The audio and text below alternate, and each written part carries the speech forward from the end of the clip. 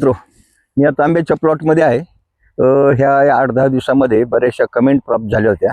Sir, आंब्याचे खताचे doses, फवारण्या व नियोजन याच्याबद्दल थोडक्यात माहिती सांगून व्हिडिओ आले होते. त्यासाठी एक छोटासा व्हिडिओ बनव आपल्यासाठी, म्हणजे काय होईल त्यानुसार तुम्हाला ते प्रॅक्टिकल करता येईल.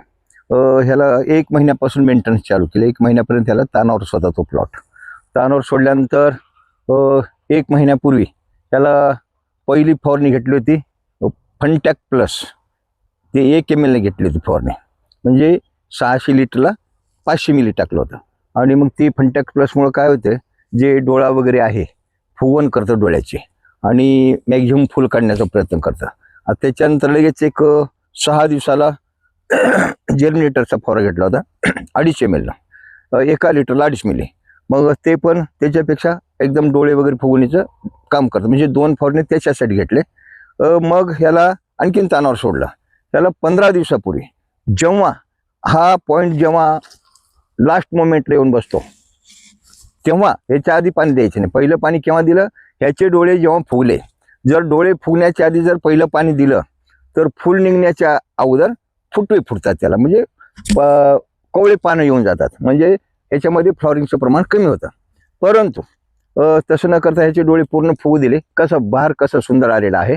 एका दुका हे असं एका दुका पहिलं निघून जातं, म्हणजे ह्याचे डोळे फुगवण झालेले बऱ्यापैकी. मग पहिलं पाणी देताना ह्याला खतं दिले. DAP प्रति झाड 500 ग्रॅम, 400 ग्रॅम आणि पोटॅश 100 ग्रॅम ह्याचं मिक्स केलं. आणि DP देऊन म्हणजे NPK तिन्ही प्रमाणात, याला N सुद्धा लागेल सुरुवातीला. NPK दिलं, त्याच्यामध्ये मायक्रोन्यूट्रिएंट 100 ग्रॅम टाकलं प्रति झाड, आणि मग त्याला पहिलं पाणी दिलं. आता पहिलं पाणी देताना पहिलं पाणी खत दिल्यामुळं लिचआउट होणे म्हणून 1-1.5 तास दिलं. मग 2 दिवसाला 1-2 तास दिलं. हे आता 4-4 दिवसाला 2 तास 2.5 तास पाणी याला चालू आहे. आता ह्याचे मुख्य रोग आणि किडी हे सगळ्यात महत्त्वाचं आहे.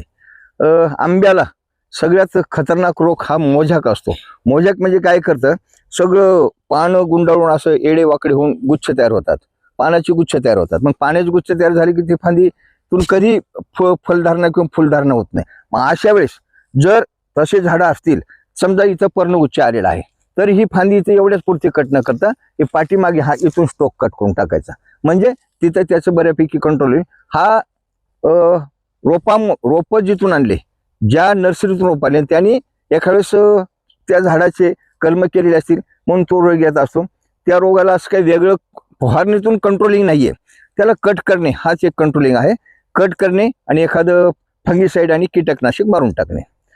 जेव्हा मोहर ओपन व्हायला लागला होता तेव्हा मग याला एक फवारणी घेतली होती M45 2 ग्रॅमनं, आणि त्याच्यासोबत कराटे घेतलं होतं 1 मिलीनं. अशी फवारणी घेतली.